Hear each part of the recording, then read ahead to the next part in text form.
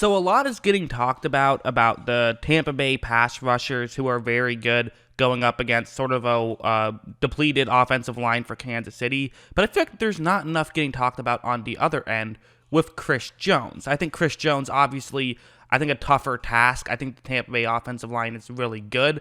But at the same time, there is an injury on that line as well. So I think this could be interesting. And that's kind of why I wanted to make a video and sort of talk about what could go well or what could go poorly for both teams given this situation. So let's just jump into it. We'll use some Week 12 tape to start things off. This is a one-on-one matchup against Alex Cappa, which it should be noted, Cappa is that offensive line I talked about for Tampa Bay. He will not be playing in Super Bowl 55. He's out for the season. Instead, it's going to be Aaron Stinnie who's going to have the role instead of Cappa, and he actually played fine. I thought for most of the season. He had a bad week against Green Bay, but we'll get into that in a second.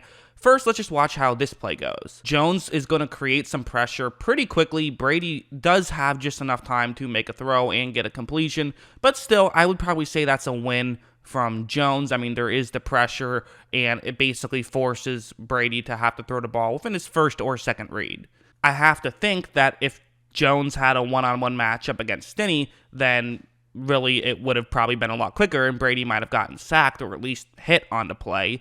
I also have to figure, though, that Tampa Bay isn't going to put themselves in that situation, and they'll have Ryan Jensen, their center, help out, and he's a really good center, so they can double team Jones a good amount, which I think they will, because really, I like Noddy. I think he is kind of more of a run stopper than a pass rusher, and then also the rest of their line. Really, Frank Clark, I think, is the only one I fear too much, but Tampa Bay has good tackles, and it can always chip him. So really, taking away Jones is probably going to be the key thing to do. Now, one way that Kansas City might try and counteract it could actually be by putting Chris Jones on Tampa Bay's best offensive lineman, which they're doing on this play, Ali Marpet.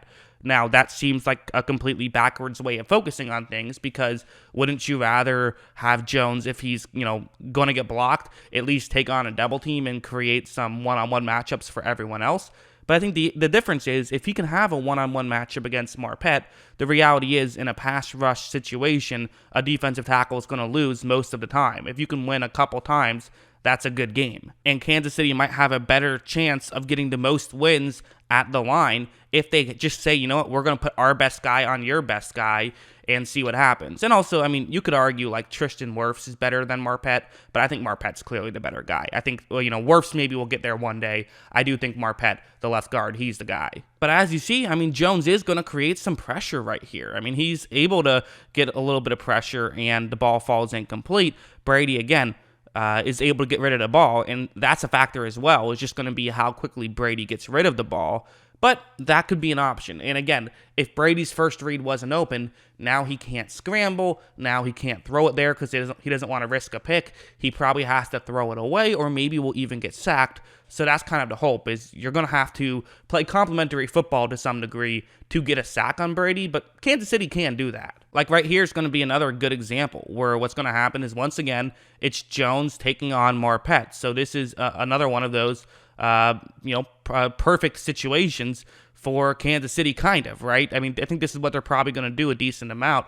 Another thing worth noting is that Kansas City does have a blitz going to their, a little bit to the right, which is another thing that Kansas City can do. These are two things Kansas City can do on the same play. Obviously, they're not doing both of them. But one thing is, if you have Chris Jones there, probably Tampa Bay is going to let Marpet take the one-on-one matchup and still double team to help out Stinnie, I would assume. But another thing you could legitimately do is just have Chris Jones line up against the right guard and then just blitz. So therefore, it's 5 guys against 5 offensive linemen. You're probably going to get the one-on-one matchup that way. And again, Jones is able to create some immediate pressure. Also, no one picked up the blitz, so that makes things even easier for Kansas City. That's always a win. Brady had to get rid of the ball really quickly anyways. But again, you'll take that. If Brady's throwing the ball away on a third down, that's a good play. Like, it's maybe not a sack, maybe doesn't go down in the stat sheet, it's not a forced fumble, but you'll absolutely take that 10 out of 10 times. I want to show a couple plays from the Green Bay game now. Like, I don't want to pick on Stinnie too much. He is a backup. He's doing his best. You know, it's a tough situation for him to be in. But just watching him, he's clearly the guy you should attack if you're Kansas City. Unless there was some 3D chess that Tampa Bay pulled to have him purposely have a bad day in the conference championship so that way the Kansas City Chiefs will attack him and turns out he's a Pro Bowl caliber player.